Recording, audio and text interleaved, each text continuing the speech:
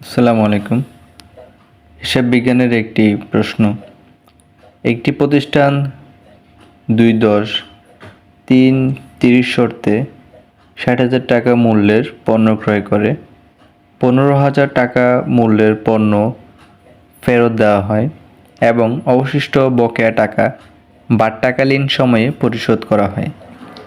টাকার অঙ্কে বাট্টার পরিমাণ কত? তার মানে আমার যে এখানে টোটাল ৬০,০০০ টাকার পণ্য ক্রয় করছে, তার মধ্যে ১৫,০০০ টাকা পণ্য আবার ফেরত দিছে। এখন আমাকে বলছে যে শর্তটা দেয়া আছে, ওই শর্তে বাট্টার পরিমাণটা কত সেটা বের করার জন্য। তো প্রথমত আমাদের নিট ক্রয়টা কত সেটা বের করতে হবে।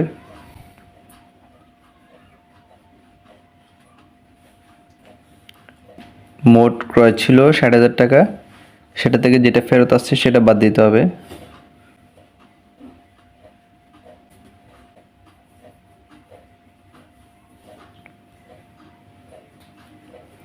৪৫,০০০ টাকা।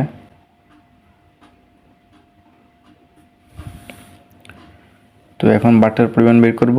এই ৪৫,০০০ টাকার উপরে বাটার পরিমাণ হবে।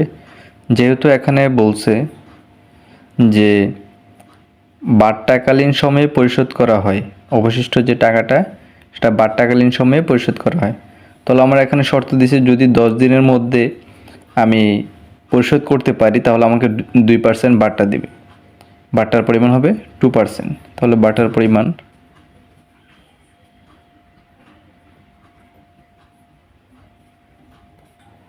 ৪৫,০০০ টাকার 2%। ৪৫,০০০ টাকার 2% হয় ৯০০ টাকা।